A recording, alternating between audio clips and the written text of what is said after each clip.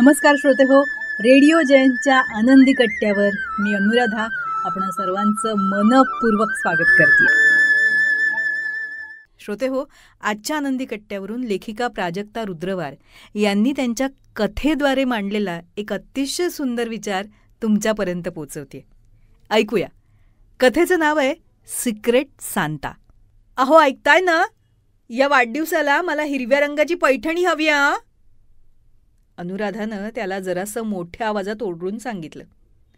Paper वाचत अशोकरावांनी नुसती मान हलवली. हे तिला आत काम करत असताना दिसलं नाही म्हणून ती तशीच बाहेर आली. तुम्ही ऐकताय ना काय म्हणतेय मी, तिने पुन्हा म्हटलं. तसं त्यांनी पेपरमधून डोकं वर काढून वर बघत फक्त मानेनच हो म्हटलं. बाईकडे एक तरी पैठणी असलीच पाहिजे असं कुठेतरी तिनं ऐकलं आणि तेव्हापासून 3-3, 4-4दा पैठणी हवी हे सांगून ठेवलं होतं. सोपं आहे का पैठणी घेणं? या महिन्यात विम्याचा हप्ता आहे, इन्कम टॅक्स दोन्ही आलंय. किती सोपं वाटतं हिला सगळं. कसं कळणार की संसाराचा गाडा ओढणं किती कठीण असतं, ते मनातल्या मनात म्हणाले. आणि कळलं नाही असं तरी कसं म्हणणार म्हणा. सासू सासरे मुलं घरचं रहाटगाडगं चालवताना बाहेर कधी पडलीच नाही, तरी कायम हिशोबानं संसार केला. सतत आपल्या संसारात गुरफटून असते. कायम बचतीनं संसार करत असताना कधीतरी आयुष्यात काहीतरी हवं असेल तर ती नवऱ्यालाच हक्कानं म्हणू शकते ना. आणि त्यातही तिला हवंय तरी काय, एक साडीच. पण तेही घेणं म्हणजे कठीण जात आहे. असं म्हणत त्यांना आपला संसार आठवला. नव्यानं लग्न होऊन ती आली तेव्हा घरात त्यांचे आई बाबा, आजी आजोबा, बहीण सुषमा इतके जण होते. त्यात आमच्याकडे येणारे जाणारे गोतावळाच खूप असायचा. पण खूपच सहजतेनं तिनं सगळं स्वीकारलं. कधी कुणाला नाराज न करता कष्टाने आपला संसार केला. बघता बघता संसाराच्या वेलीवर अनुजा आणि अमितसारखी 2 फुलं आली. मुलांचं शिक्षण ते सुद्धा महाग होतंच, पण त्या दिलेल्या शिक्षणाचा फायदा घेऊन मुलांनी कायमच शिक्षणात नंबर टिकवून ठेवला, हे कौतुकास्पद. अनुजा BAच्या शेवटच्या वर्षात होती. लवकरच ती संगीतात विशारद होणार होती. गाण्यात तिचा आवाज खूप सुंदर होता. अमितही इंजिनिअरिंग करून ह्याच महिन्यात नोकरीला लागला होता. त्यामुळं मुलांच्या भविष्याची एक चिंता कमी झाली होती. या सगळ्या काळात त्याला सोबत दिली ती अनुराधानं, हे त्याला कळत होतं. आजीपासून ते आईपर्यंत सगळ्यांबरोबर तिनं जमवून घेतलं.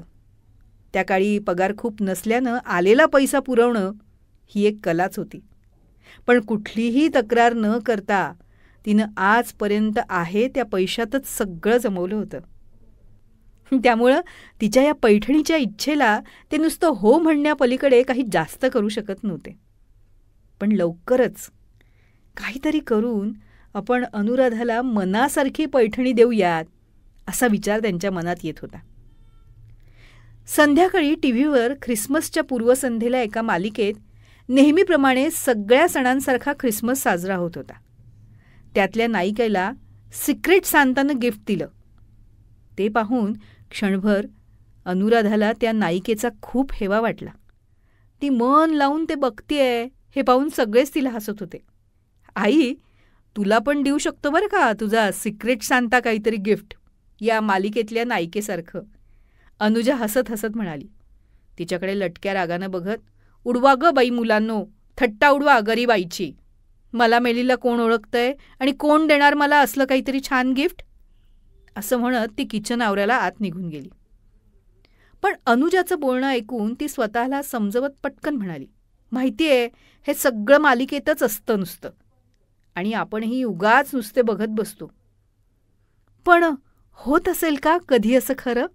म्हणजे खऱ्या आयुष्यात इतकं सोपं आहे का असं कोणाचं सिक्रेट सांता बनणं? किती नशीबवान असेल ना ती व्यक्ती जिला गिफ्ट मिळत असेल. असा विचार करत करतच तिनं काम आटोपलं. काम आवरून आली तर सगळे हॉलमध्ये टीव्ही बघत होते. म्हणून जरा पाठ तेकत काहीतरी वाचावं असं म्हणत ती बेडरूममध्ये गेली तर तिला तिच्या बेडवर लाल रंगाच्या रॅपिंग पेपरमध्ये काहीतरी गुंडाळलेलं गिफ्ट दिसलं. तिला फार आश्चर्य वाटलं. तिनं गिफ्ट हातात घेतलं तर त्यावर लिहिलेलं होतं, अनुराधासाठी, सिक्रेट सांताकडून. अगो बाई, हे काय? खरंच की. चक्क ओरडतच गिफ्ट घेऊन ती हॉलमध्ये आली आणि सगळ्यांनाच काय झालंय क्षणभर कळलं नाही. पण तिच्या हातातलं गिफ्ट पाहून ते तिच्यासाठी सिक्रेट सांतानं दिलंय हे सांगताना जणू तिच्यातलं लहान मूल बाहेर पडलं होतं. अरे वा, पण बघ तरी आई, आत काय आहे?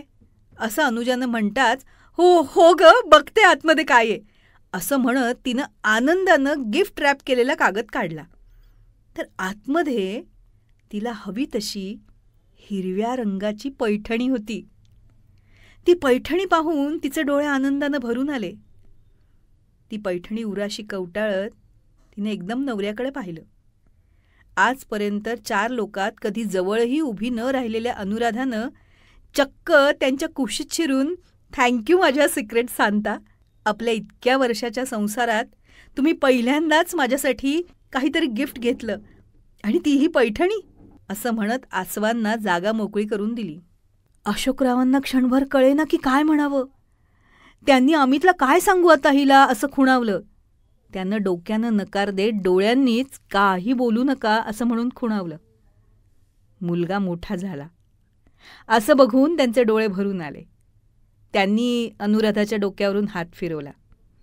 दोघं मुलंही आईला आनंदी बघत होती. आई, तू आता साडी नेसून दाखव पटकन, मस्त फोटो काढूयात, असं अमितनं म्हणताच, हो ना खरंच, असं म्हणत ती चटकन साडी घेऊन बदलण्यासाठी आत गेली.